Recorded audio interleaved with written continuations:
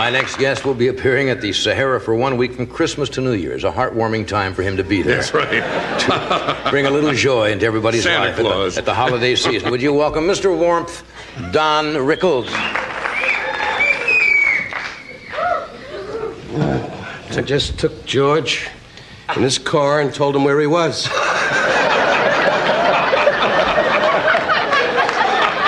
I got him out of here before you got out. He was a sweet man. He went back. He said, Don! I kicked him in the leg and he went away. He's a charming man. I'm going to put him in a home so he don't bother anybody. George is very nice. He's a sweet man. Don't you just hope we get to be that age? Yeah. Well, no, I'm not. Well, you will because you have nothing on your mind.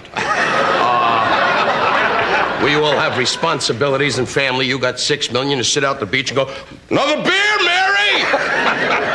And he's not even married to Mary. Joanna's the wife. That's right. Yeah. She wasn't at the affair last night. I hear the jewelry tarnished and she couldn't show up. It was going to be a long evening. She was a little tired, that's all. Freddie doesn't laugh anymore since he knows the president-elect. That's right. He's very Just sits there going, I'm going to get rid of him and sit in the White House. All right, Mr. President, pass the beer. How you feel, Ed? Fine, thank you. Spoke to Johnny. He's getting rid of you. Anyway, now that it's an hour, he feels he can do it all alone. He don't need you anymore. Sit on those big beer trucks going, move him out, boys, move him out. How you feeling tonight? Last night we did an affair together for Sammy Davis Jr. for the Friars. You had, and you still have a little bit of it, you had a very bad case of bronchitis, laryngitis? Yeah, but how are you going to say to Sam you can't show up? You know, they'll move into the neighborhood. That's right. But it's a little humor, I don't want to get 4 letters. I love the black people. I have Harry Goins, has been my black... Been with you for a long time. Yeah, 20... You want to buy him? No. Anyway, he's beautiful, and we've been together sure. for some 22 years, and we love each other. And it was a great night for Sammy, it really was. And your monologue, I got to tell you, and then we won't be too nice anymore, because it blows the whole image. Your monologue was magnificent. The one line, tell them the one line about the pick fair. I think that's a classic. If They have to know the person I'm talking about. You must tell them. Jerry Buss, for example, is a very wealthy individual who owns the Lakers. I guess he owns World Team Tennis out here. And the world. Yeah, a very rich young man. And he just bought Mary Pickford and Buddy Rogers' home called Pick Fair. So I announced last night at the end of this affair for Sammy that I had an additional surprise for him from the Friars, that Jerry Buss was going to buy him and put him on his front lawn at Pick Fair. Those are the kind of lines you do. And Sammy did a great thing. He walked out. You were funny last night. It was a good evening. Well, you know, it's so funny when we go to these dinners, and you and I discussed it. You know, you go to the dinners, and when it's a friend, as Sammy is, to all of us, you know, it's so tough because you got to sit there for hours and hours. You know, Mayor Bradley was up there making a speech, and Alhambra was on fire. He was saying, I'd like to say, Sam, and 3 guys from engine companies came in with hoses. Mayor! Alhambra! He got on the mayor. Let me just give him the plaque, and then we'll get the hell out of here, you know. You got on the mayor pretty funny last night. Well, it was, he's a beautiful guy. He really is. You know, it's great to see a mayor sit at the dais and tap dance while you're talking. You don't see that too often. I mean, he was a wonderful guy. He really is. You know what I want to ask you about? Surely. That's the whole idea. We're not going to sit here and stare at each other's outfits. That's right. That is a cute outfit. As you get older, you start to go for the sports jacket and slacks. Yeah. And as you get older, you start to go for those Mickey Mouse suits. What are you talking about? Now, this is the toy Johnny Carson outfits that are made in Buffalo for $2. With the thin lapels and the cute little shirts, and in the back he has a fake dickie and there's no outfit.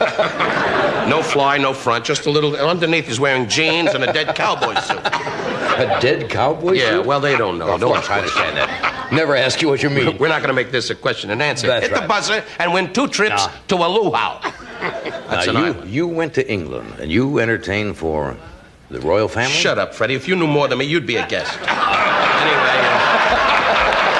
You don't see him over here. No. I love that. Ever since he did Bozo, he's drunk with power. It's Bonzo.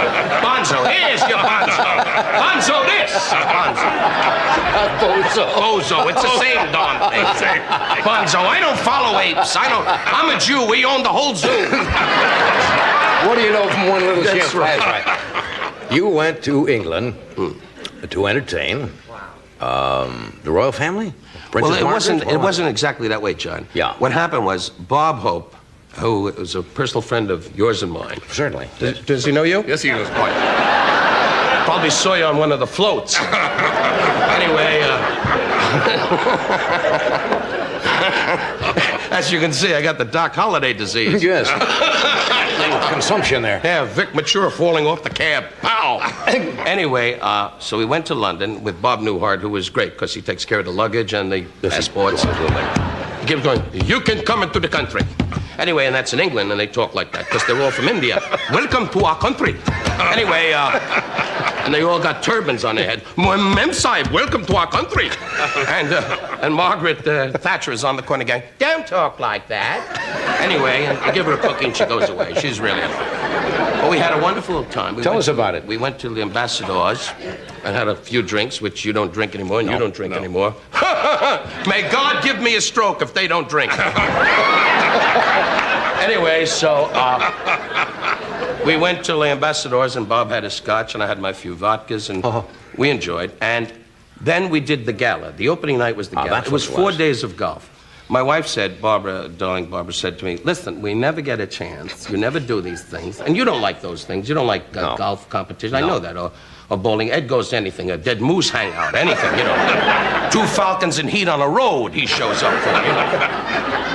But I don't usually do that. I'm very self-conscious about that. And my golf, you know, I love to play golf. And I'm not too good at golf. You're terrible. Right. Right. Good. You didn't have to zap it in that strongly, but I am terrible. But I love it. It's the whole idea. I'm not in competitive competition. Right. So I got to the golf course, and the punchline was 15,000 people are watching. We were up all night at the Ambassadors, a wonderful club in London, with John Hill, who was like the Sydney... Is it John Hill? John Mills. John Mills, sorry. And he's like the Sydney Grinch. He'd go, we're going to have the pheasant under the duck. And Bob Newhart, who's a wasp from the Middle West, kept saying, do you have a Pepsi? I got to do a commercial? Yeah. I got to do a commercial. Sure, to keep that big estate going. That's right. So those hunting dogs don't die. Now, I want to know, in the time we have left, how Princess Margaret reacted to you, not having probably known you and knowing your humor. Well, what happened, in all fairness, Bob Hope presented me like, and as always, as you know, it's a custom for some reason, which I'm flattered by, and you've, and I've said this many, many times, you've been my ace in the hole, the guy that got me really rolling in this television world. And so they knew me from your show over in England. That's the truth. And Dean Martin's show. That's the two things they knew about me. And Bob said, and now, again, you know, at midnight, after everybody had 88 drinks, and all the British comics got up, and they're lovely, you know, Jimmy Tarbuck and Bruce Forsyth, and they said, and guys, and this is similar, exaggerating, went, and 2 guys went for an ale in a bucket, and set them on with a tuppence too, and a mother fell, and a queen fell, and a tuppence. Aho! Aho! Aho! And I said, my hand to God, John, I said to my wife, I got to get a triple vodka. Get me anything. I'm not an alcoholic, but I need something. And Newhart had already been off, and Bob did his adorable thing, which he does. He does it so great, the telephone thing, which they can all communicate with. Right. And Bob said, and now a guy that's going to destroy, and they went, hey, is somebody going to destroy us, you know? So I walked out, and I said something about the Queen. I said, Your Majesty, forgive me, and bum, bum, bum. I said, look, how'd you get all the jewelry? How'd you get so rich? And bum, bum, bum. My mother's living in 2 rooms in Miami. You have a big house with a flagpole, and I'm getting fed up, and boom, you're sitting here laughing, and they're all going, aho, aho. And they keep checking with her to see if it's funny, you know? And she was sitting there quietly having her martini going, aho, aho. And the whole evening, everybody's going, aho, ho, ho, ho, ho, ho. So I didn't know where the hell I was. I kept going, aho, ho, ho. And Newhart kept saying, get the cab, get the cab. Punchline, show's over. We sit down. I said to my wife, as we all do, we have 3 of us being married, and the wives really have a lot to say. And my wife quietly said to me, absolutely good. Just cool it. Just cool it. Be relaxed. You did good. Boom. I said, Barbara, I'm so nervous. She said, forget it. Guy comes in and said, would you come and meet Her Majesty? Her Highness, she'd like to meet you. I said, who? What? Who she want to meet? And my wife said, it's us, dummy, it's us. Boom. This is Princess Margaret. Princess Margaret. And we walk over, and I say, Your Highness. And the first thing out of her mouth is, that's my sister. And I said, oh, pardon me. So we sat down, and it was only us. Yeah. And the Secret Service, their Scotland Yard, you know, and they all have white gloves and a lot of dickies that are popping up. And we sat down and we had a lovely discussion. And she said, "How's your mom?" I said, "How's your mom?" And we discussed this, and we chit-chatted it. And I gave her a recipe for a Jewish message, and she did. She said, "Really?" And we did how, and we walked away. And I said to Barbara, "This broad's rich." So they done you. Really rich. And we had a ball. That's wonderful. We'll be right back.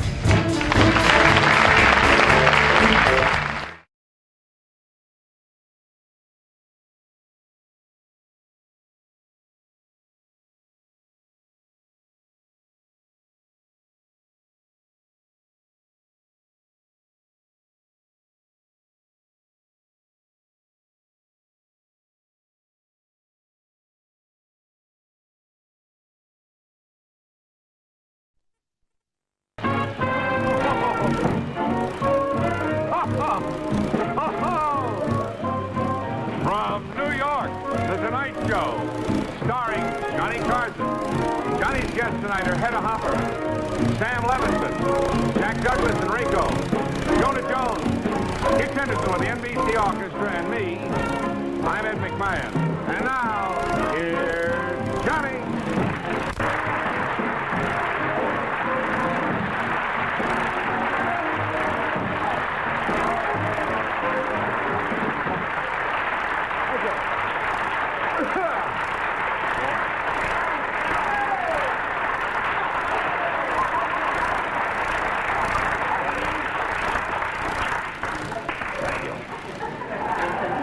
And it's nice to be here entertaining. See, I've been on vacation the past couple of days, since Friday. I was supposed to be back last night. But over the weekend, I was in the Virgin Islands. And if you think I'm going to make a joke about that, you are nuts.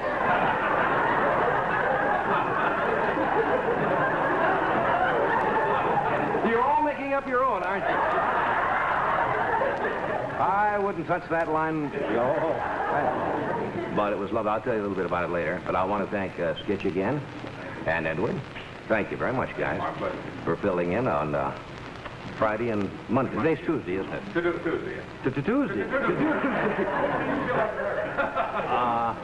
But I understand you did great. I didn't get a chance to see it, but I had a telegram today that said, "I want to thank you for letting Skitch and Ed fill in on Friday and Monday because it did me a lot of good." Really? Yes, it was from Steve Allen.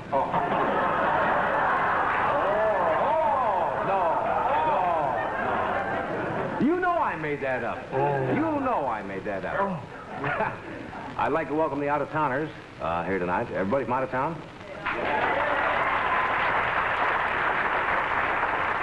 Oh, Julie, I see. And also I'd like to welcome the members of the snow removal squad of New York who sneaked in here tonight. What a job that is. What a job that is. Removing snow. You know, last year they spent in New York $14 million to remove snow from the streets of New York. But Mayor Wagner today, our good, Mayor Wagner, he's right on top of things. He came out with a brand new method of getting the snow out of the streets of New York. You know what he did? He challenged New Jersey to a snowball fight. Well, But I understand last night, the commuters, you were locked in. Nobody got home last night. And in New York, it was like an office party with 8 million people.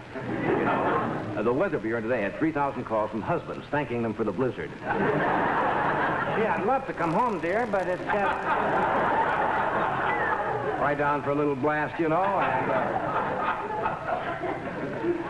I'm sorry I missed it, really. Snow is exciting. It really in New York because it's all right today now. People are moving around as usual. Skitch, I don't understand, almost didn't make the show last night. You were up in Vermont? Yeah. And came back and almost didn't make the show. So we'll have fun tonight. Snow affects people different. You know what I was doing this morning? What were you doing this morning? What? I said, what were you doing? Thank you for asking, sir. You won't believe this, but at 7 o'clock this morning, I was skin diving. Yes, in the Virgin Islands, St. Croix. Yeah. And I got on a plane this morning and got, as I said, I was supposed to be here last. I'll tell you more about it. It was a lot of fun. But snow affects people so wildly. A little old lady today, I just read this in the paper. Snow, they drive them, they go, wait. A little old lady walked into the Chase Manhattan. I've been off for a couple of days. Yes, it's Tuesday. Walked in and tried to hold up the Chase Manhattan Bank with a snowball. Really? Yes. She says, I got a snowball. Give me all your fives in a paper bag. Well, the teller panicked and he gave her the money. We got a lot of great people. It's a good night to get back. There's some great people on the show tonight. We have Jack Douglas, Bellevue's most famous outpatient, and his lovely little bride, Reiko. She is a doll. Jack is the only husband I know in the country who has his pancakes in the morning stamped made in Japan. He's married to a Japanese girl. I probably should have said that first. He's married to a Japanese, because it didn't mean anything otherwise. We have Miss Hedda Hopper with us from Hollywood, and Hedda, of course, is famous, for these wild hats she has. Beautiful, but a little flaky. I stood out in the hall, with her for about 10 minutes before the show, before I found out I was talking to a potted palm. You don't believe anything I'm telling you, do you? And Jonah Jones is with us tonight, and the boys in the band are overwhelmed. They respect that guy. Not because he's a great trumpet player, because he has a new recipe for bourbon that they've been trying to run down for some time. Clark, I saw a friend of yours. Yeah. You know Vivian Hamilton? You know Vivian? Yeah, that's what I hear. She's the wife of the clarinetist with Duke Ellington. That's right. She said to say hello to you, and I wanted to say hello before I forgot it last night. So, we got a fine show. We'll send up hand warmers a little later.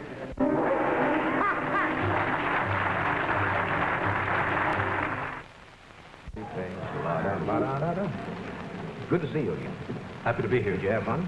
Very nice. Yeah, what's... Very happy you're back. Well, we're back to normal. What's happening tonight? I don't know. What do you mean? Well, you got mittens on? Doesn't everybody dress this way during the winter time? I do. What are you coming up with? Are you going to play the piano with mittens and tap dance at the same time? Is that it? You're putting me on. No, I thought it was a novelty act. And out from Bayonne, New Jersey, ladies and gentlemen, tap dancing and playing the piano with mittens. Sure. Oh, you're going to go? All right. All right. Go. Shit.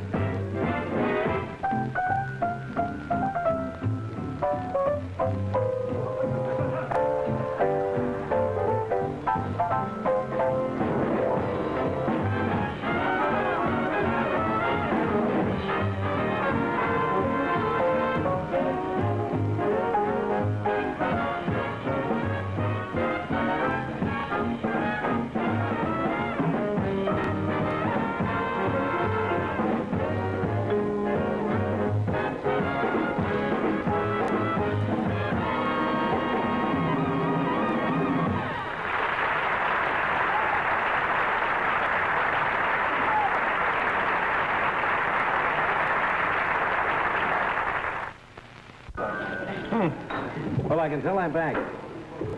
What a hokey number. Oh. Button up your over.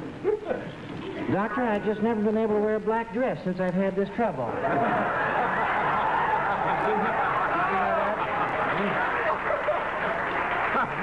But my dear, haven't you heard about Clyde? He'll put it on. Remember, she comes back the next week and she's got a white dress and no more of this. What is that stuff? Snow. Plastic snow. Plastic snow. Why couldn't we go... we got 8 million tons of snow in New York. We gotta get plastic. Well, our show goes out and gets plastic snow. We should have brought in some snow and have a snowball fight tonight. We'll challenge you later, friends. Pass out snow to the audience. Hey, John. Come on, John Day, don't talk with him. But he's getting something else over there now. John, you enjoy working here, don't you? See? It's just a little courtesy. We'll get you... And a threat. Hey, thanks also for filling in. Quite welcome. We enjoyed it. Glad you're back. I understand you had fun. Things are back to normal. I was about to start over myself last night. Oh, boy. Mr. Stark and me. That would have been fun. I'd like to see him get Art in here and do something. How much time do we have? A minute. Well, a minute. Have you heard these new what's jokes? I guess they're not new, but there's some new ones around. You know, what's so-and-so is so-and-so and so. It's like riddles. But they call them what's joke. Aren't you kids doing these? No. Well, for example, what is purple and puts out forest fires? You heard this? No. Smokey the Grape. They're like elephant with no elephant jokes, but they're wild, silly jokes. What is 50 feet long, rubber, and has a long tongue? I give up. The Jolly Green Giant sneaker. These are so bad that they're great. They're wild. What's yellow and clicks? A ballpoint banana, you're right. You know, we must get these late. What's yellow and lies on its back? A dead school bus.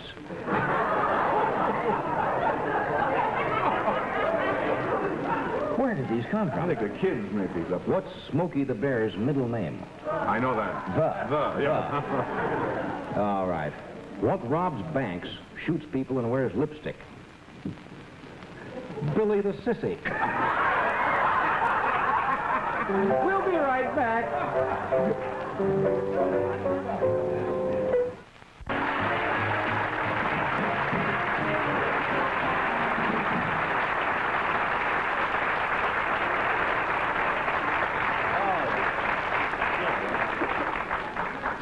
Hello.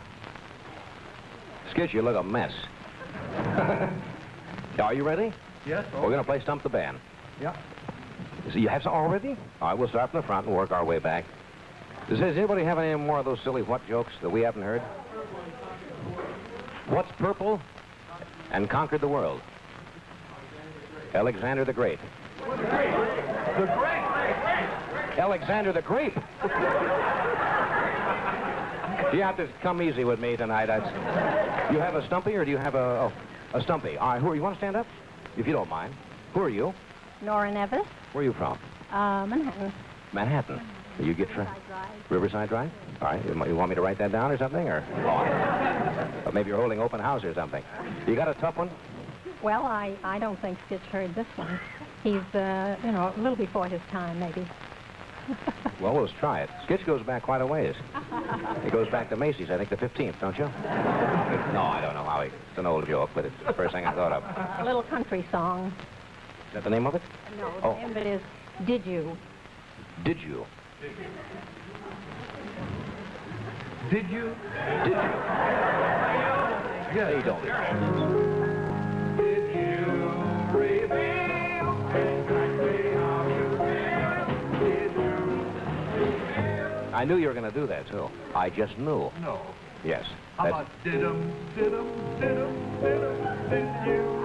That's it, isn't it? No. You're flaky as ever. How does that go? I'm not familiar with that either.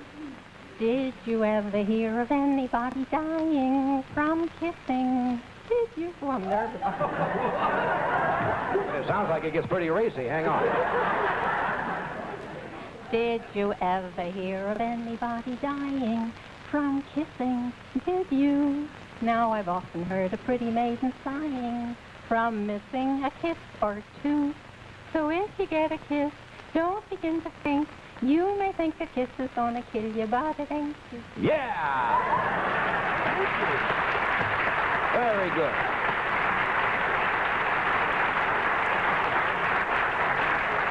Yeah, that's very good. That does go back a few years, doesn't it? There's a wonderful show in town called Beyond the Fringe at the Golden Theater. Have you seen it? Well, you have 2 tickets. Well, thank you. You want to stand up? Hi, who are you? Jan Greeley Where are you from, Jan? from Wisconsin. What are you doing in New York? I'm a student in New York now. Where you go to school? Where at? It's the Latin American Institute. Taking the secretarial course. You're taking a Lingual. bilingual. Oh, good. All right, that's enough of that. What's the number? Chicken dinner. Chicken dinner? Chicken dinner. Is this a new song? No, it's quite old. An old chicken dinner. It's called Chicken Dinner. They won't know this. No, we really don't know that song. Well, you caught us all by surprise by not knowing it. Ed was trying to get us to sing Fry Me in the Pan. Fry me in a pan. I don't think so. How does that go, Jan? When you have chicken dinner, don't forget to wash those bones. When you have chicken dinner, I don't know anymore. I'll accept that.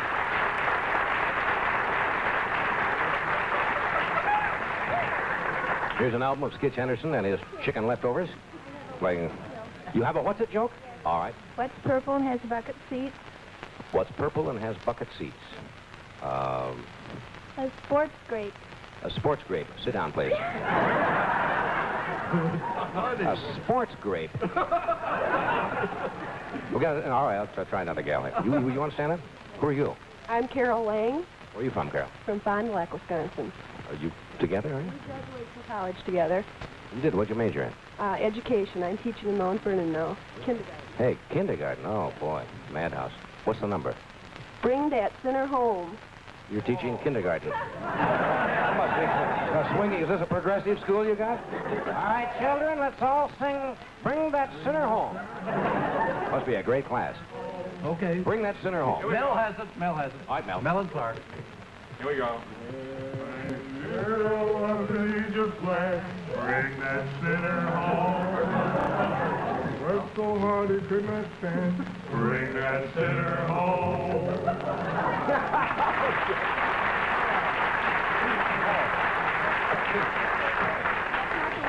That's not the one you were thinking of. Well, just as well. I don't want to think of that either. How does yours go? Bring that sinner home. Mine goes, Gabriel done say to the Lord, there am one sinner left. Glory, Lord, glory, Lord. That's the verse she said. No, it isn't. Wait till she gets to the chorus. Well, that comes quite a bit later. How long a verse is this? That's a pretty long verse.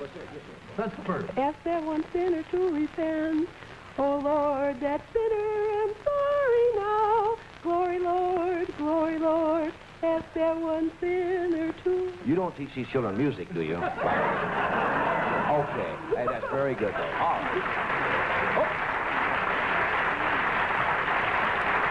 Beyond the Fringe, the Gold Theater. There is a sinner. Somebody else? You have a what? Oh, you want to, yeah, you look like a skier. Well, I'm just for the weather. Well, that's good.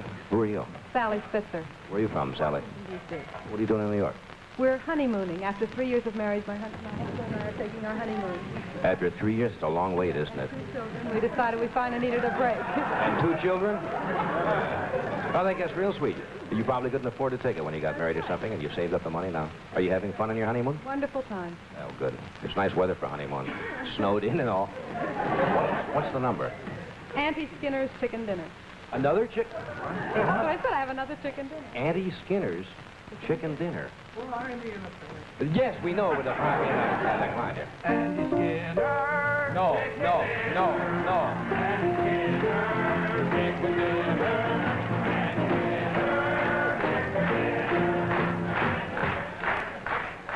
Wrong. They seem to think that's not it. That's not it, huh? The flip side, in case he wants to know, is the little old Ford that rambled right along. Maybe he knows that. What? The little old Ford that is on the flip side. It's a collector's item. As soon as we find the collector, we'll get it. There's only one person who collected that, and I think you're it. How does that go? Which one, Andy? Well, I don't know. I don't even care now. I'll take either one. Come along to Andy Skinner's chicken dinner. Da-da-da-da-da-da-da-da. I don't know the rest of the words. Come along to Andy Skinner. What is that? Kind of a song is that? Well, that's for you. And have a happy second honeymoon. Or is this a first honeymoon? Well, first one. Do I have to do something here? Come along to Andy Skinner. Hold on. Whenever our next guest is in town, playing at New York's one of New York's most popular supper club, the Embers, we ask him to stop by and bring a little of his music, and he's with us tonight, and he swings. Mr. Jonah Jones.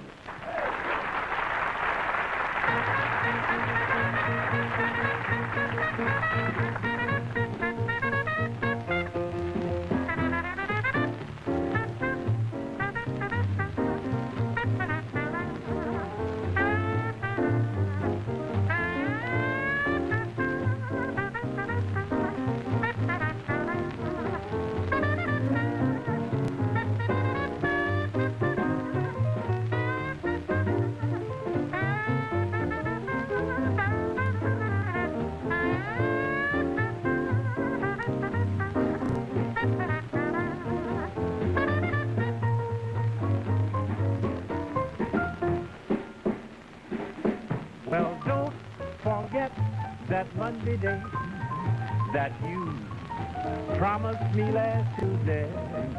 I have found a cozy place where we can meet at noonday.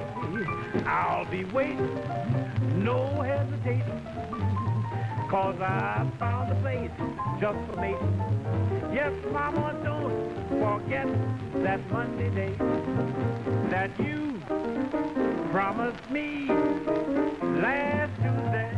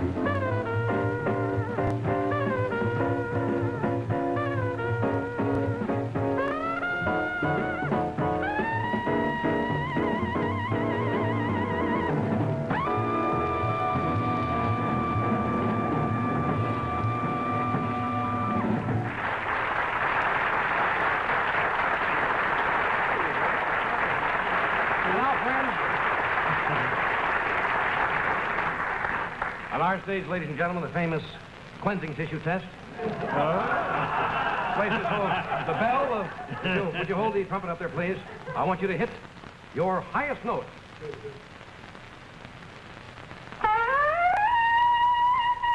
you are. You see that? I knew it was a fix. Jonah, thank you, Dad. See you later.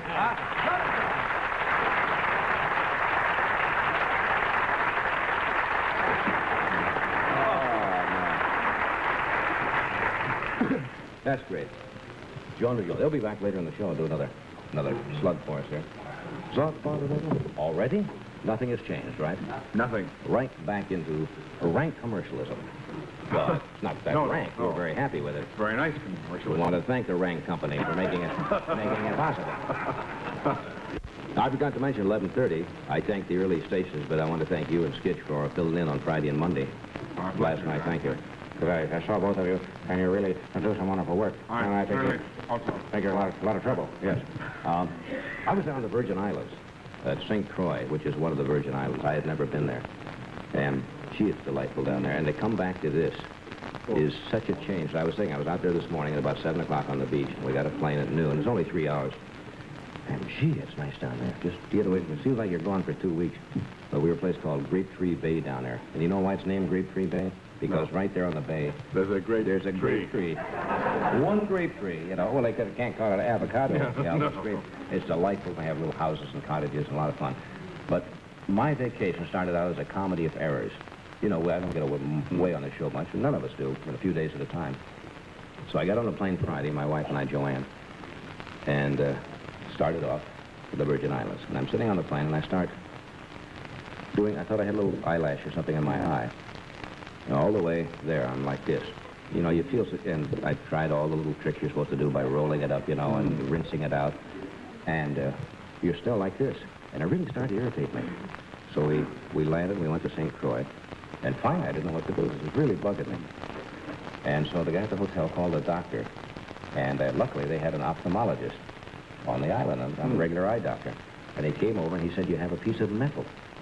First time in 38 years, I found out quite a few people have had this happen. With a little piece of rust from some kind of metal embedded in the eyeball. Gee. And I had to go in, and this guy, you know, they anesthetize the thing, and then they come in with little instruments, and you do all of this. And so for instance, from Friday till Sunday afternoon at 4 o'clock, I didn't see. They had the, he said, the only way you can get rid of this, I mean, is to, because it was irritated so badly after they took it out, was to blindfold me. So I had complete rest. So I sat down there from Saturday till Sunday afternoon at 4 and didn't see a thing. And I'd say, how's the weather? She'd say, beautiful. I'm coming into breakfast, you know, and I can hear the surf, and it was wild. I could have told you a lot about that because many mornings your eyes have looked rusty to me. Yes, well, that was a far different cause than this. But luckily it turned out all right. The eye is a very, very delicate... Look, you know, it's still a little... the lights here are... It's still a little light sensitive, so if I blink a little tonight, I don't think I'm flirting or anything. But all right. Luckily he was a good doctor. He got it out. But what a way to start a vacation for 2 days. But I did get some skin diving in, and it was nice. And I got my back burned. You know, I have to come back with a little sunburn. But it's a nice place down there. But they're really coming thick and fast, aren't they? Now I want to welcome the Thick and Fast Company. I'm going to introduce Jack Douglas, and Jack is always a little tough to introduce. I'll give you an idea of the kind of guy Jack Douglas is. First of all, he's a fine writer, comedy writer. This is a column he had in one of the papers. I don't even know what it's from. And here's the opening line. This morning while I was getting ready for bed, I suddenly started thinking of the old days on Staten Island where I was born. I started to wonder whatever happened to those people. You know, my mother and father. That's one line at random. And here's another line. He just rambles. He's talking about everything. And he says, while I think of it, don't send any more money to the Navajo Indians. They're not buying sheep at all. They're buying arms. Last week, we lost 3 Greyhound buses in Arizona and 2 in Utah. The poor passengers thought it was a rest stop until they all wound up looking like Yul Brynner. You see? So he's trying to stamp out the Indians once and for all. He has books like My Brother Was an Only Child, Never Trust a Naked Bus Driver, A Funny Thing Happened to Me on the Way to the Grave, his autobiography. A strange sense of humor, as you will find out. Meet Jack Douglas. Jack?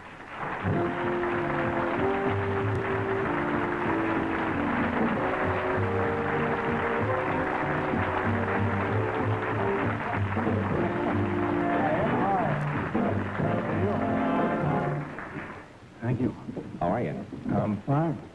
You don't get to hear my introductions, do you? Because you're... No, you were reading from a clipping or something. I was reading one of that nutty article you wrote for Variety some time back. Oh. Where you ramble along, singing a song, talking about this and that. Yeah. I got back on vacation. I didn't have a chance to see you. I know you did. The Virgin Islands. Huh? I was you were on vacation, but I haven't seen you since you got back. Well, I wasn't exactly on vacation. I was in Puerto Rico. I was an exchange welfare case.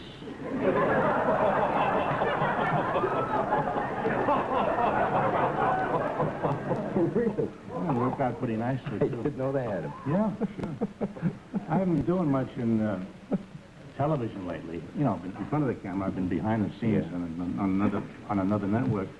I've been working in the wardrobe department. This is true. I've been sewing. See? I know this is, yes. I'm very good, really. I didn't know. Yeah, sure. I made a couple of dresses for Danny Kaye. On his show. Yeah, for between shows. And also, I've been playing the... see, these things are noisy. Noisy cufflinks, yes. Well, if you're comfortable that way, I should have worn my rubber wrists. No, I tell you, I've been playing the guitar for a group of folk singers, you know. Well, that's very big now. Yeah, well, this Peter, Paul, and Mary. Well, I haven't been working with them. No, I've been working with Peter, Paul, and Mildred. And you know, all these folk singers, they have beards, you know. And you should see Peter, Paul, and Mildred. Really? Hers is lovely. I didn't. She has a beard, Marvelous. She'd be very pretty if she wasn't bald, you know. But she's she's married, you know. She married a Beatle. No, not one of those rock and roll singers. And, I was talking about the guys in England. No. A Beatle. Oh, really? Yeah. He's an agent with the William Morris office. Didn't know that. Books, dungeons, and Books, dungeons? and strollers and sewers, you know, that kind of thing. But I have been working in my profession. Writing is my profession, you know. Why? I just found that out. But anyway, no, I've been writing some very sexy articles for the Popular Mechanics. Yeah, they want an article on, you going to smoke all during my act? Oh, it's just kind of a pause here to make you feel comfortable. Oh, thanks very much, John. You guys. No, I've been writing about, they want to know about the wife swapping up in Connecticut, you know. And I went up there, did a little investigation, and that's what's going on up there. They have these wife swapping parties, you know. And actually, it's a little tough on some guys because they have to give green stamps, you know. But, no, this is true. I know about I believe everything you tell me, Jack. Well, my brother told me this about... Sorry.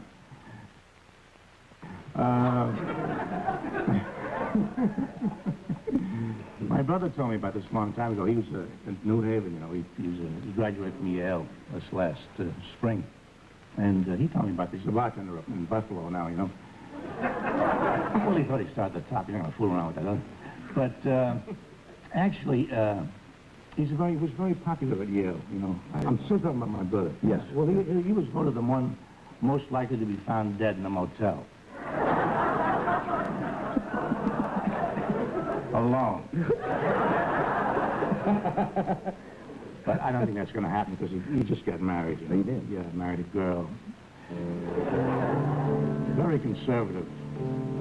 Well, what is this? We have to go away for a few seconds? I may go away for a few No, just stay right here. We got...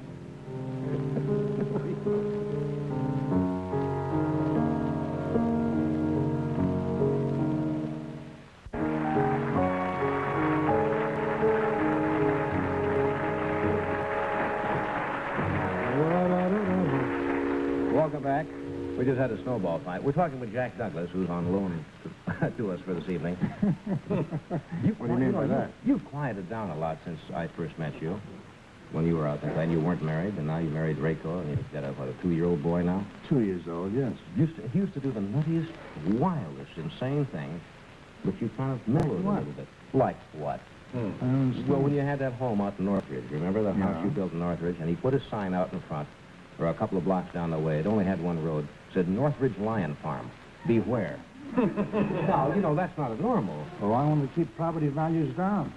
You keep them down. I did, yeah. Then didn't you build a house that had no door? I mean, you had to leave the house to get to any other room? Yeah, that was after a fire. He had a fire once, and so he figured, you know... They're all stapled together, all these little houses. So he built a house. It was all a lot of little houses, but to get to the bedroom, to the kitchen, you had to go outside the house. Every room had a door. It was built on the plan of a powder magazine. If one goes, the rest don't go, you know? That's true. What happened to the house? Well, the first house burned down, and the second house is now a state park. It is. But, you can go by there. They're walking around in straight jackets, you know? Waving with their chins, you know, they can't put them on. You do any of those nutty things anymore? I don't do anything. I never did anything crazy. This is a big legend that's been built up. I'm a legend in my time, and it's killed my business entirely. You were telling us about your brother. Do you really have a brother, or do you make all this stuff up? No, I don't make up a brother. No, I got a brother. You have a brother? Yeah, I have a brother, and he just got married, is what I was trying to say, and he married this lovely girl. Good. She used to be a bunny. Oh. Not in a club, in a hutch.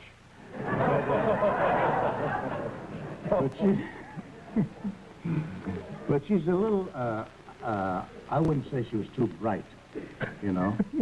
No, when I say she's not too bright, she has to read the instructions on a jar of Arid. Before she knows what... Before she cooks it. Well, she's not too bright. Yeah, well, you know, those spreads they give at cocktail parties, you know. Give you a jar of arrowroot and a piece of... Melba toast or something. Melba yeah. toast. What's other stuff? Zwieback. Chips. Zwieback. I miss Zwieback for years. Haven't you really? No, they've got the opium-flavored Zwieback now. Keeps your child quiet for hours. And days. Yeah. And weeks. So, what else can we talk about tonight? Well, did you know, I just read something very interesting in the paper about Dick Gregory. Yeah, I know that. You know that Dick Gregory is the only Negro in show business that's not Jewish? That's true. That's true. He's Italian. You're insane. No. You're I hope that doesn't offend anybody. No. No, I mean, I wouldn't do anything to hurt any majority. You're insane. Where'd you go? He did. You know, I've quoted a lot of your lines a lot of times here, but I always give you credit. I know you do, Johnny. You're very kind. And I think the funniest joke I've ever heard, and I think I did on a show. Now, maybe it's not yours. It'd be awful if I was telling a joke and giving you credit. Well, I'm very honest. If it's not mine, I'll say so. But I thought After it was the a show. What? Was this the one about your uncle who was brought up for burning down the hotel because they said he was smoking in bed? Does that premise sound familiar? And he got off from the judge because he told the judge that the bed was on fire when he got into it? Is that yours? No. That's not yours? No. No, I always give you credit. I wish it were. Thank you very much. Where did I hear that joke? Might be yours. Why couldn't we... Yeah. Why couldn't we have booked the guy who wrote that joke? Scream. No, I thought that was yours. Oh, you did. It's a funny joke, it really is. You just finished a book, didn't you? I finished a book called The Adventures of Huckleberry Hashimoto. Your son. It's about our son, yeah. Somebody called him Huckleberry Hashimoto. His name was Bobby, but... Is it the Huckleberry Hashimoto? You're not going to let that boy grow up with that, are you now? No. We call him Bobby. Will he ever live that down? No, if the kids find out that he was called Huckleberry Hashimoto, you know. Well, I don't know. Maybe the book won't be so popular. Did you just finish it? Was it funny? Oh, it's very funny. Yeah, it really is. It's all about a trip we took, you know. Yeah, you got back from Japan. To What asked you about Japan, that? Tahiti, Honolulu. Places like that. Went back home and met the Rickles folks and so on? Yeah. I want to hear about it. Where's Yeah. Rickles going to come out in a minute? I'll Yeah. ask her about the trip. I do this first? Now, if you haven't met her before, I would like you to meet Jack's charming wife, Rachel. Rachel, come in now.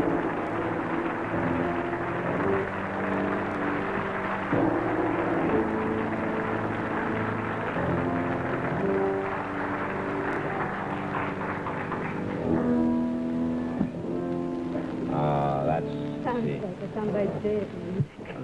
Sounds like what? Somebody's dead? Is that what they play at funerals? Sounds like. Oh, a little Japanese funeral They music? don't play that at funerals at all in Japan. They play Goodbye, Mama, I'm off to Yokohama. Sure they do. I didn't know that. Big star at funerals over here. J. Fred Coots wrote it. Did he really? Sure he Goodbye, did. Mama, I'm off to Yokohama. Yeah.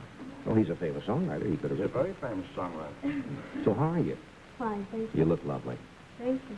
I never know how you're going to be dressed when you come out. Some nights you wear a Western dress, and then sometimes you wear the Oh, yeah, I was typical. sometimes lazy, so I wear Western. You're American. lazy if you wear American?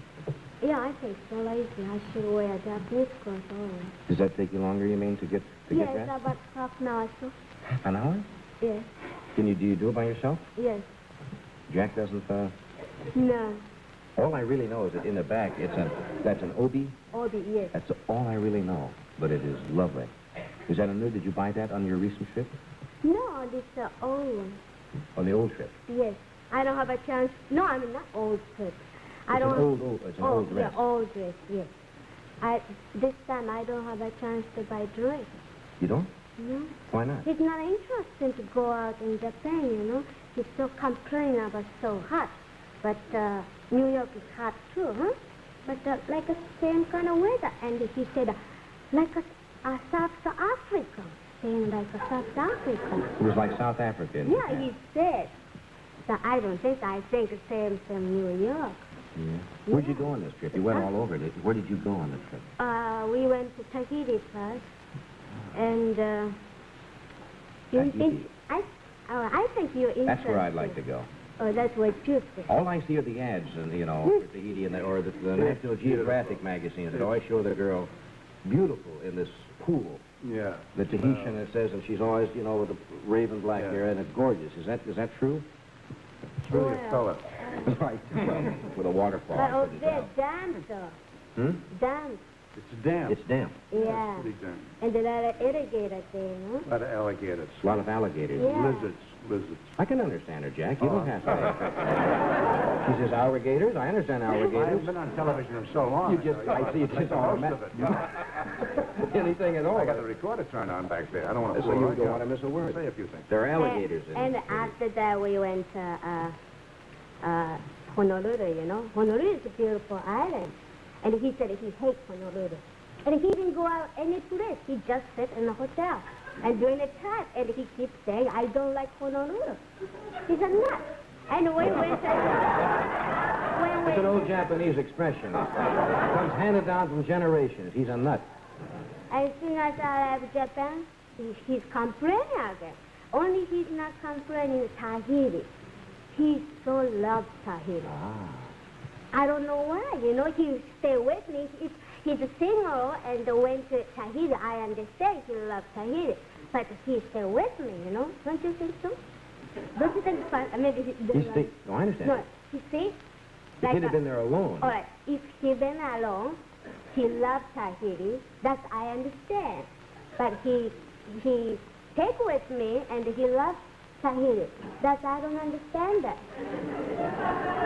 Well, he's in You love love with a you. mountain and a girl at the same time, Yeah, and you get separate checks, too. If you go out with him. Tahiti is a beautiful place, but the dirty, I think. It's what? Dreary? Dirty? Dirty? Dirty. Thought you could understand it. Huh? Well, occasionally I miss a word. Well, I think it's dirty. And a hotel, hotel seats, most hotels change seats every day. Yes. But Tahiti, maybe twice a week. Ridiculous. And the shower, Twice a week. Shower. How often do you change the sheets at home? about twice a week. Well, I just wanted to check. No, but we pay for. What? We pay hotel, and we expect, Clean sheets. change the seats every day. And they didn't. No, and sometime shower no come hot water. He takes fast. When I want to take shower, no come hot water, only cold water, and the toilet, and no water come out. Sometimes stuck. They had the plumbing mixed up. They had the plumbing mixed up? Hooked up wrong, yes. That he loves that. No, the bathtub flushed and the toilet didn't. Well, those are the hazards you accept when you travel. I love Tahiti. I was there with Bly. Yeah, I think men love We put him in the Tahiti. boat, remember? What? Men love Tahiti, but I don't think women. What? I was with you. Well, I wasn't messing around with the Vahinis or anything like that. Would you let him go to Tahiti alone? Oh, sure. I don't care. Well, that shows trust. That shows trust. You trust him. Because their girls smart, though. The girls are smart. So you cannot fool them. I've never fooled a girl in my whole life. Oh, my gosh. It's another old Japanese expression. And then you went to Japan, and he Yeah. met your parents. Had he ever met your parents before? Oh, yes. Oh. He met my I didn't cousin. meet them before. No, he don't meet. He hadn't met them before you were married, had he? No, Pay no, attention no. to the story. No, huh? No, when you get off the airplane and father and mother and my brother and two sisters was there. So I said, that was the mother and the father and so and so. And he's not excited, he's relaxing and meet and all of a sudden and mother cry. He kissed the mother here. Well, that would make your mother cry. And the mother cry. It'd make me cry, I'll tell you. Oh, yeah? Yeah. No, I'm just teasing. Oh, I see. But he kissed your mother. Yeah, he kissed the mother, and we went to into a hotel in Japan. And he started complaining. I said, I'm going to take you out. He said, it's so hot, I don't want to go out. And, I guess I didn't go on the trip at all, huh? He wouldn't go out in Japan? And I said that got a beautiful girl in Tokyo, and I want to show you. And I took him some nightclub. He said, I never saw any beautiful girl. I don't know what kind of, you think beautiful girl. We have Really beautiful girls there, you know, right now, because they got a plastic job operation, you know, and then they make fake big eyes and high nose, take a lot of meat, you know, Oriental people fat face, you see, and they make narrow and they take a lot of meat. And, you know, they fake stuff, and it looks like a really beautiful girl, you know, and he's thinking not beautiful. Just excuse me 1 second. You lost me just a little bit. Yeah, where? You said they do plastic operation? Yeah. To what? Make the eyes... Yeah, make a big eyes. Yes. And put nose, put the nose, put plastic in the nose. So high nose, see? Like American people. Why would they do that? Oriental people flat nose, you see? Well, what's wrong with it? You're a very lovely, pretty girl. Oh my God! If I have something to gut to fix nose like I go. If you... But I don't have a gut. You don't have a gut? Well, that's another operation. They give you a plastic gut. You can have that. You can have that done too. I understand. Yes. Get the whole works. You know, they can take out your plumbing and put in anything. Anyway, And you can get parts too. Oh yes. They get to do-it-yourself kit, too. so I told him, you know, when you come Japan, you better take a lot of wrinkle, you know. And he said, well, I have to take off the wrinkle. You wanted him to take off the wrinkles? Wrinkle, sure. I think it looks better, don't you think? If you get old, you know, when people get old, want more and more younger. So why not? Would they fix his wrinkles? Yeah, sure. Really? They'd move them and put them up there. Wherever you need a wrinkle, they'll put it. Maybe they can put them on your knees, and and to go to the beach, you'd be murdered. No, I don't think he should have his wrinkles taken out. He's worked he's had a long, tough life to get those wrinkles. I had the same wrinkles when I was 14 years old. Jack probably looked like that when he was 14. Well, it sounds like a bed, but, no, really bad. Everybody have a wrinkle, but, when He's overdoing it. No, I'm saying, when people get, a wrinkle come, if have, feel like a doing better to take a lot of wrinkle, I think. Oh, I don't know. No? No. No? Here's a delightful man who, everybody loves him no matter where he appears, and lately he's achieved new dramatic success, doing dramatic roles on television commercials. Would you welcome, please, Mr. Sam Levinson?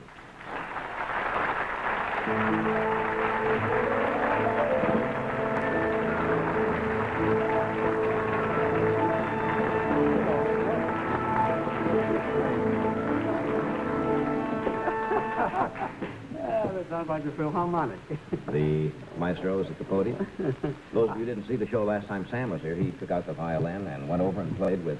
We had, I think, 10 violinists skitched added to the orchestra that night. I was observing how American Reiko has become. I remember when she first appeared on TV with Jack, she didn't say a word. Yes. Remember how timid she was? And tonight she was telling you. Sure. They learned very fast. When I first met her, you were working, I think, at the Blue Angel in New York, and you had just been married, and I would say, everything you say, she just smiled. You say hello, she'd say, uh-huh. Everything was just fine, no matter what you'd say. Safe way, Safe way, just smile. I don't know how she ever learned English. Coming from it must be terribly sounds different. you just never learn. No matter how long you're going to live, and I hope you live a long time. Certain sounds, by the SH, she hasn't said one tonight. The seats, the changing the seats. Well, they apparently don't say shoe that way as it goes. And you still get along without it. So I guess so. I understand it perfectly. So how you been? Fine. You're nice to be here again. I had a lot of fun last time. Skitch and I played, and I took my violin out of the mothballs. We had a lot of fun. Hey, I was going to ask you something the last time you were on the show, and we didn't get around to it because we were having such a grand time with the music. But a lot of time, practically 7, I guess I'd be right in percentage saying that 9 out of 10 comedians are people who do humor. always have in their act someplace, and I've heard you talk about it, talking about their childhood and the poverty. Yeah. I guess it just must be that anybody who dealt in humor must have been poor. But somebody saying I was on the Lower East Side and I was poor. Now, were you really poor? Oh yeah, Or we were poor, but I was not a miserable child. I wanted to clearly understood. I didn't know I was underprivileged, and nobody told me, so I just went around enjoying myself. That's right. the difference. You don't have to be miserable necessarily if you're poor. Though poverty is no. My mother used to say, I'm sure Jack knows his little proverb. Poverty is, it's no disgrace, but it's no pleasure either. You can learn to get along without it if you have to. So I was a happy child because I didn't have money. It was the only thing I didn't have. We had a nice family, had good parents, we had books and music and culture and relatives and living people all around me, and I just had a lot of fun. And as the boys sit around now, I'm the baby, I'm the kid brother, and we still reminisce about the wonderful times we had. And there were some delightful things which normally you go to a psychiatrist with, like these traumas, these great tragedies. My brother and I we wanted to see the world. We never got off the block. This was kind of a small ghetto. So we delivered chickens, and we delivered orders, and we carried bundles for ladies, And we wanted to see the world because nobody gave you money. In those days, allowance had not been discovered. And my father said he didn't understand why he had to pay children for living at home. That's right. So now my kid has a minimum guaranteed wage every week, pay off. And you always end up owing him 12 cents. You owe me from last week, So we delivered orders, and we went to Times Square to take a sightseeing bus to see the world. And what happened to us then should usually lead people to the psychiatrist, but we got used to this kind of thing. We took the sightseeing bus in Times Square to see the world, and the first sight they took us to see was our block. I'm going to show you some of the rough neighborhoods. That's right. They just drove us through it. Everybody saw us, and the bus said, Sammy got arrested. That's right. Now, we look back and laugh and say, how did these things happen? We got used to it. We had poverty and love. It immunizes you against it. I know a lot of rich kids who have parents that don't love them. We were very much looked after and regarded. Do you think people who come from a background of less than moderate or low income necessarily have more love than people who are rich? No, You're not trying to draw that you can correlation, have it in are you? any neighborhood. I've seen slum homes in very classy neighborhoods. It's how you run it that counts, And I came from very aristocratic homes. Just no money, that's all. Just no money. Just no money. Everything else was there. We went to Coney Island. That was the, poor man's Monte Carlo, And they gave you a nickel to go and a nickel to come back. That was for the day. And the rest, that's right. And all I had between me and a life of shame was this nickel, And you held on to it. And I was a coward, and I held on to it. And my brother, I have to tell you what happened. You walk the boardwalk just like the rich people, and the fumes of the frankfurters and the custard and the potato chips are killing you. And they put it in fans and throw it out so they hit you in the nostrils. And you're going to this, this horrible agony of dying to eat a frankfurter, and I'm holding on to my nickel, and my brother's mind snapped. And he says to me, I don't care if I never get home. He says, I'm going to eat a frankfurter. Do I have time to finish this? Sure. See? So I said, what are you going to do, Al? He says, you're going to sneak me on the trolley car. See? Now I'm an accomplice to this. So I don't know what he's going to do. So I said, all right, if I have my older brother, see? So I snuck him, as they say, snuck him onto the trolley car, see? And the conductor of the trolley counts the number of nickels and the number of people. And he's short one nickel. Now he's counting heads there, see? And I want you to forgive my brother because you know now what led him to his crime. My wonderful brother sat there quietly eating a frankfurter while they put a little old lady off the trolley. Good, huh? Strong you bet. That's a beautiful story. Yeah, those are the great human interest stories. When you said that about a trolley car, something came to mind. We only have a few seconds here, and we'll come back and do some more of this. Remember the story you probably do about, it was attributed to Mark Twain. When he went on a train, and he was poor at that time, and he and his friend wanted to get on this train, but they only had enough money for one ticket. And so that's what Mark Twain said. So he says, look, I'll buy the ticket, and you come in and sit under my seat. And so the guy did, and he sat under the seat. So when the conductor came around to get the tickets, Twain had really bought two. He had the money to buy two tickets. So the guy is huddled under the seat, and Twain pulls out the two tickets, and the conductor says, well, I don't understand. Mark Twain says, well, the other's for my friend. He's a little, That's right. And left the poor guy sitting under like this with a ticket. What a lovely joke. What would you do in a case like that? How much time do we have here, Jonathan? All right, we'll be back in just a few seconds for some more Sam stories. Hedda Hopper will be out shortly, so don't go away.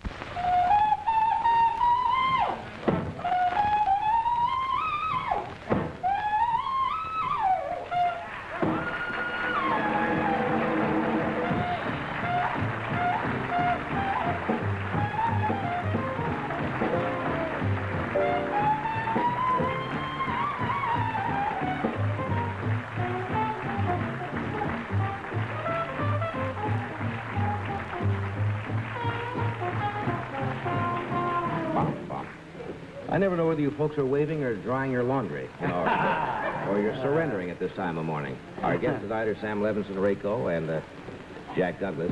Sam, every place you go, and I even asked you about it during the commercial break here, one story you do that everybody loves, and it's not strange, but people like to hear something they have heard, is that story about the chicken business.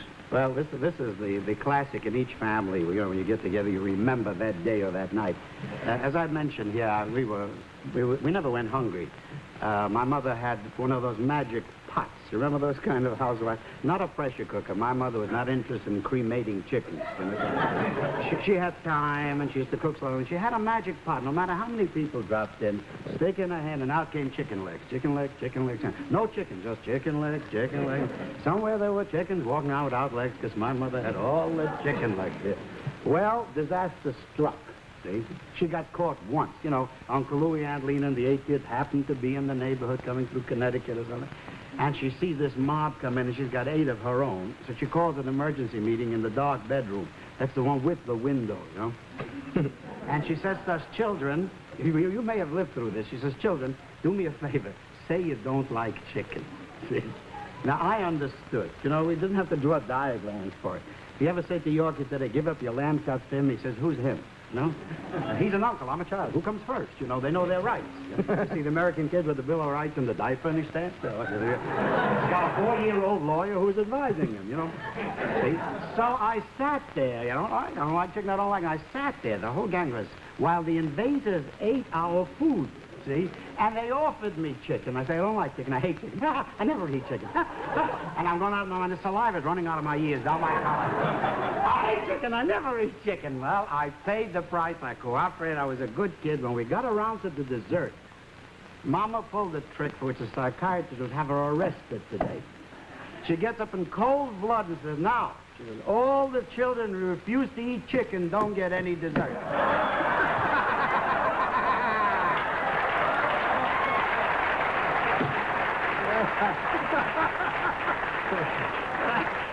Isn't that a groan? You get a groan. Boy.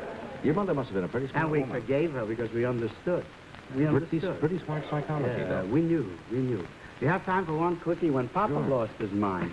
My father didn't have any money to spend, but he must have either found a wallet or got a raise or something happened. He took a batch of us to Coney. Go ahead, live. And, you know, we wanted you said, Pa, can you afford this? Potatoes, go ahead, you know, don't worry. Can you afford it? And we went around affording this and affording that. Well, we've been to potato chips and all the stuff you need, the fuzzy candy and the marshmallows and the works. You found my brother Bill comes over with that look in his face, which every parent knows, and he looks up to Pop and says, Pop, he says, if you think you can afford it, I'd like to throw up.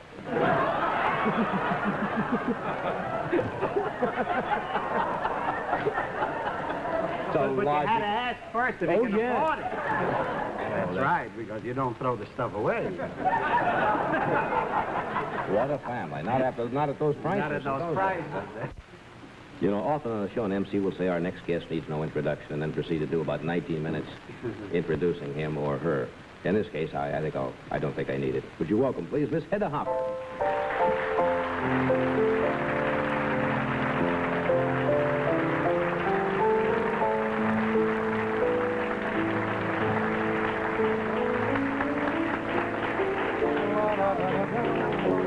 Thank you very much. Oh, I thought I'd never get on. You think you're about ready to give us up? But it was wonderful, dear. You know, I get a little nervous before I come on a television show. You do? And I thought, well, now, I think I'll say a little prayer. And then I thought, gee whiz, I can't do that. That's a federal rap. Yes. I don't know whether that applies to television or not. That'd be awful to be picked up on that offense, wouldn't Wouldn't it be dreadful? You know, I know that you can't say anything political on any of your shows. Why but not? I'd like to say that I think I know what they could do with Cuba. I think Joe Kennedy is so rich he could buy it. Jackie Gleason could sit on it and sink it. And Harry Truman could tell you what to do with it.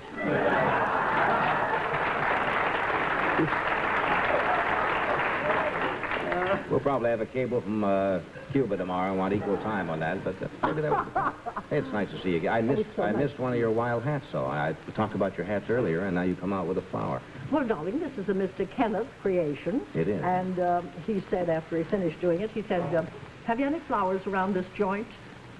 Yeah. The Waldorf Tower. And I said, well, yes, go in the other room, pick a few. And he took these. They're tiger lilies. Are they real? And fresh. Oh, yes, feel. Well, I wouldn't know a real tiger lily from a... I haven't, you know, I'm not up to feeling tiger lilies No, lately. he was... I wouldn't know. I think tiger lilies are the nicest here. Mr. I Kenneth, like the name, he's pretty don't high you? class, isn't he, Mr. Kenneth? Isn't I that- think they are, too. Yes, Mr. Kenneth did the whole thing. He looks very I'm nice. so glad to see you again. I'm so glad to see you, Sam, and all of you. You're wonderful. When am I going to see your brothers again? You know, he has the most wonderful brothers. Have you heard about the brothers? I've heard about his whole family. I've never met his brother. Oh, darling, he has 6 brothers and a sister, and they all play instruments and play beautifully. One is a doctor and a lawyer, and they're perfectly wonderful. I saw them on... Gary Moore. No, I've got Gary a Moore secret. show. I've got a secret. Could we get a package booking some night? I mean, you know, book the whole Well, class? of course, you'd have a marvelous show if you had to. I believe it. Not that you haven't got marvelous shows all the time, but it was one of the most enchanting things I've ever seen, and I haven't seen it since. And that No, was they so were only on once. We gathered all our brothers together, and they took out all the instruments they played as kids, and we reformed the old orchestra and gave a concert. It was delightful. It was perfectly. You want to talk about me for a while? I mean, I want to talk about you. you go on his show. You No, can I talk want to about talk him, but you haven't said a nice thing about me yet. No, I think it's wonderful. What are you I want doing to back talk here? about I mean, your isn't it- eye. Did that really happen? That Did really about happened, your yeah. eye? It's all right. Luckily, I had a doctor there, Well, but... for heaven's sake. It's fine. You know, Bob Hope has been having a great I know deal of he has. trouble with his eye, and I begged him not to go overseas because I was terribly worried about him. I've been on 4 of those trips I know with you him. have. And he came back and called me the day after he came back, and he said, you know, Hedda, I feel 200% better than when I left. Well, Bob has to work that way. He just Well, has he has to, but he said, when those boys throw their hearts at you, it's just wonderful. Isn't that a lovely thing? Jack has worked for Bob. He knows. Bob must do it. Bob would probably be out doing a... I threw my heart at him. Doing it. Did you throw your heart at Bob? I threw mine at him a long time ago. Oh, he's a wonderful No, man. he's a wonderful guy. He really is. Oh, wonderful. But he did. He felt 200% better Sure. after he came home. Yeah, but Johnny's right. He really has to go. Oh, he he has doesn't to. want to stay home. Oh, he wouldn't stay home. Oh, if he crawled on his hands and knees, he'd go. What are you doing You out would, of... too. Yes, I would. Yeah.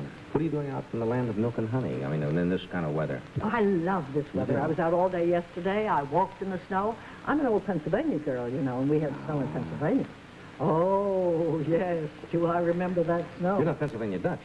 Partly. Partly I'm a Pennsylvania? little bit of mixture of everything, dear. I'm just what you call a mongrel.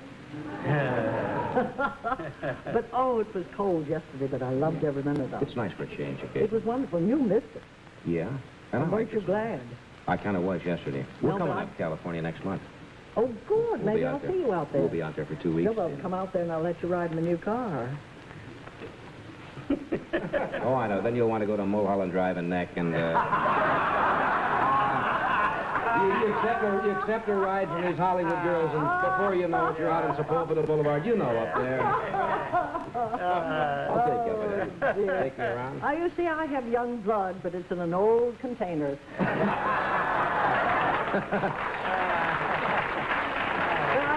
I'd hate to think that in my September years, I had blown June, July, and August. You have. Not if you think that way. You haven't. Teddy, you invited me for a ride in your car when we come out to Hollywood. Is this a special? I didn't follow up on that. Was this a special car or something? It sounded like there was something special about it. Oh, yes, it's a Rolls Royce. I got it for nothing. I got it for nothing. I met the man. How does one get a Rolls Royce? I mean, as a fellow. Well...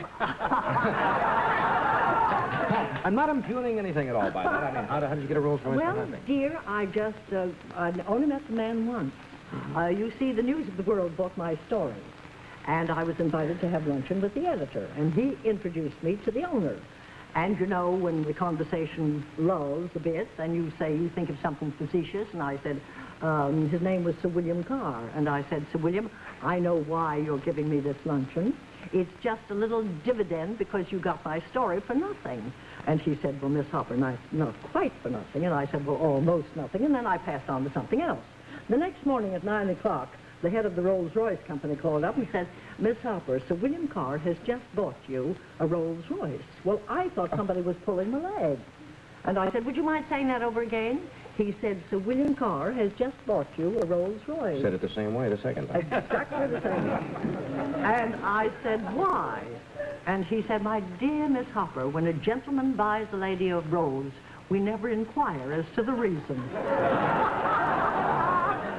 A very discreet company. Hey, Isn't that wonderful? Well, that's a beautiful automobile. Oh, it's a beautiful automobile. So I'll go for a ride in It's that. a silver cloud. When you come out to the coast, I'll let you ride in it, and I'll let you borrow it. And you're the first one I've said that to.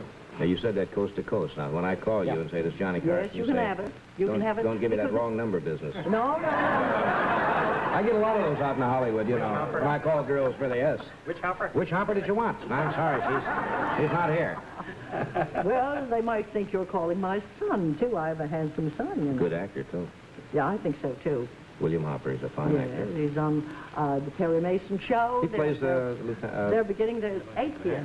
What? That's right. Well, Perry Mason gets credit. Her son is out doing all the legwork.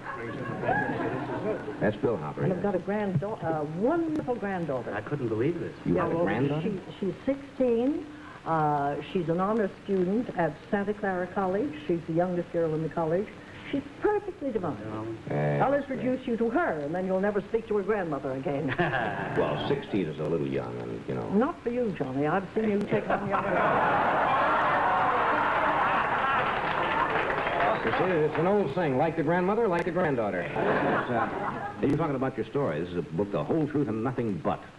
And it's the innermost secrets of Hollywood and so forth and so on, right? Yes. Is this really the inside story of what goes on out there? It really is. It's the inside story, and it's sold over 100,000 copies, and now it's gone into paperback. Yeah. How do you get all your information now? Do you have people that they call you, and do they... Oh, I do my own leg work.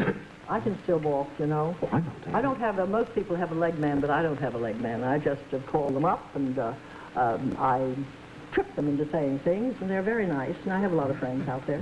Well, people call you sometimes even before, you know, if they're going to have a baby. I mean, sometimes the woman will call you before they even tell the husband. That's right. Well, you know, they used to call Miss Parsons, you know. Llewellyn and I haven't always been the greatest friends in the world. I've heard that, yes. Yes. We've had feuds once in a while. And when she heard that I was writing a book, she called me. She hadn't called me for a long time. She said, Hedda, I understand you're writing a book. What's it called? And I said, The Whole Truth and Nothing But. And she said, oh, dear, that's what I'm afraid of. And then I said, well, how do you feel? She hadn't been feeling very well, and I felt very sorry for her. And she said, oh, I feel awful. I think I'm going to die. And I said, oh, don't be silly. You'll outlive us all. And she said, yes, I think I'm going to die. And then there was a long pause, and she said, Hedda, wouldn't it be wonderful if we died together? Hardly know whether that's a compliment or not. She said, well, the family plan again. We could have the most beautiful funeral in the world. And I said, well, you die in your time and I'll die on mine. You both have pretty remarkable careers. I don't know. Well, you see, she was very well established before I ever got in on this racket. I didn't know what a tough racket it was when I got into it. I thought it was going to be, you know, simple. I'd never written anything but a letter in my life, can't spell, and I still can't spell. And people said, well, you must have had a wonderful education to be able to write a column. I never got to high school. You didn't? No. Nope, never made it. But I made the column. Yeah, you sure did. Hey, weren't you once called the most feared woman in Hollywood? Wasn't that? Oh, yes, that's what they say about me in England, dear. But it's not true. I like to think I'm the most beloved woman in Hollywood. And I nauseate myself when I say that. Why would they say you're more... did they feel that you could really hurt their career or help their career? Or? No. You know, a lot of people can't stand the truth, Johnny. You know that. Yeah? And you tell the truth and they don't like it. And the first 8 weeks that I wrote the column, I was the kindest thing that ever walked down the turnpike. I said only the sweet things. And Mr. Louis B. Mayer's assistant, Miss Ida Coverman, said, now, Hedda, they're laughing at you. And you can't allow that to happen. Now lower the boom and begin to tell the truth about them. Mm-hmm. And I did, and the telephone never stopped ringing, and they said, well, how can you say a thing like that? I said, because it's true. Yes, but you were my friend. I said, yes, put that in the past tense. If you want me to print something about you, you give me a good story. Otherwise, I'll tell what I know, because that's what I have to do. So how do you find these things out? That's what I'm interested in. You know? Well, I'm a snooper at heart. I mean, you don't go around peering in windows. No, I don't go. No, you see, I know all this. I've been there for so long that I know them all. Maybe they trust me, mostly. Of course, the young ones don't know me, so I get on better with the young ones. Well, can you fill us in? Have you got anything, you know, that's coming up? A lot of people like to know what's going on out there, and I don't follow too close, you know. Oh, well, have you noticed the titles of our pictures lately? Some of them. Well, you see, there's Pillow Talk, Not Tonight, Henry, Who's Sleeping in My Bed, Move Over, Darling. Sometimes I wonder if the producers are producing the pictures of the Murphy Bed people. You know, what do you think about all that? This emphasis or partial sex bedroom drama that they play with so-called emphasis on comedy, but with those kind of titles and... Well, I think it's too bad because I think you can have clean comedies without that, and you don't have to put a sexy title on it. I don't know. I think I'm so bored with pictures of sin, sadism, and all of that. I like wonderful pictures. Now, the most wonderful picture this year is Tom Jones. Have you seen it? I have, and it's excellent. I've seen it 3 times. I think it's going to sweep the board at Oscar time. It is a funny picture. Oh, it's and yet, terrible. within that picture, it is not sexy per se. No. But there's a lot of, let us say, hanky-panky going on. Oh, it's a little stronger than hanky-panky. Yeah. The way in which it is handled so honestly and so out in the open that they're not sneaking about it and trying to be coy about it. It's lusty, and it's back in, I guess, 17th century England. Oh, yes. And this is the way they live, and they play it honestly, and it's amusing, and at the same time, it's a lusty thing, but it's not that little, aren't we being cute? No. In the bedroom type of stuff, you know, and they drop these little jokes, and everybody snickers and says, isn't that cute? That stuff I don't go for, but this is a great picture. And that Albert Finney I was is just sorry fine I wasn't born in that century, dear. I was kind of hoping, yes. They rode in and were jousting and loving and drinking, and that's all they did, I guess, most of that time. Do you remember that love scene when they were in this embrace, in the bedroom in each other's arms, and he was trying to read the letter from his girlfriend, and she was making love to him, and he'd move her around. It's priceless. That was it's beautiful. One of the most beautiful things you've ever Trying to read a letter from his other girlfriend while he's in the arms of the other, over the shoulder. That's a great picture. I think you're right. I think that will win a lot of awards. Oh, it's already won, I think, the New York Drama Critics. What have you got there, dear? It's Mickey Rooney's Kitchen. I wish I had one like You had to ask, didn't you? Yes, I did. We've moved Jonah over in the home of his compatriots over there. You feel comfortable up there? Yeah. Here once again is Jonah Jones.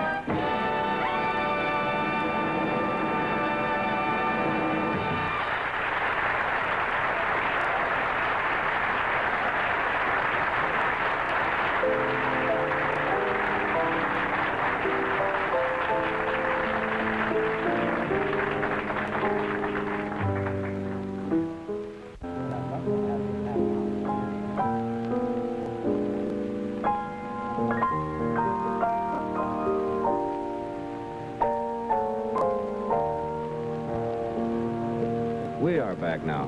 Jonah, that was just great. Just magnificent. Oh, Johnny, thank you very much. Thank you. It was. I was love a the little way nervous. it leaks into those soft notes. You're wonderful. Yeah, I was a little bit nervous there, you know. Oh, yeah, you played good, very made it pretty good in nervously, I know. rehearsal.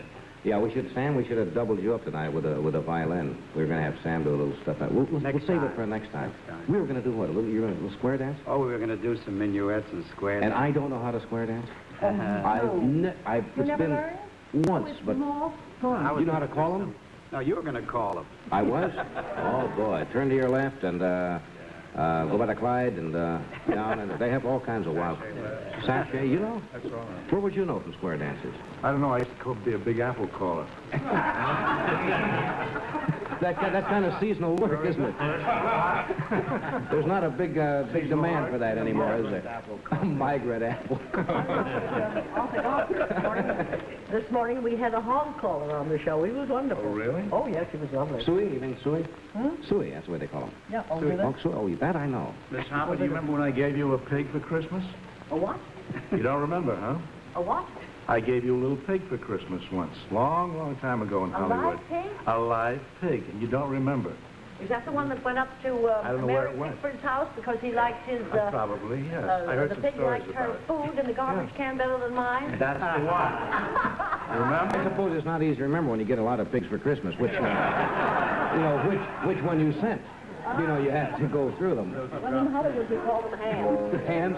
Sam will be out in Cincinnati the 25th this month, Sam. So watch for Sam. Eddie, thank you. We'll see you out on the coast next month, I hope. Yeah. For a little ride in the car? I sure will. Thank you, Rayco. Jack? Already it's over? Yeah. That's a compliment. Did you say that? This program was recorded earlier this evening.